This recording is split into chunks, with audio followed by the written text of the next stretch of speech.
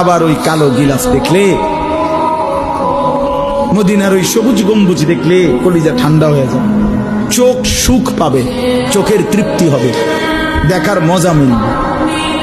আল্লাহ কোরআনে বলছে লিয়াশহাদু মানাফিআ লাহুম। আল্লাহকে যদি জিজ্ঞেস করে বান্দা কেন আমি হজে যাব, আল্লাহ বলে আয়েশা দেখো, লিয়াশহাদু, সে যেন আয়েশা দেখে। আইসো বান্দা, আসো না আমার ঘরে, আসো, আমি দেখাবো কুদরতের কি পরিমাণ নিদর্শন।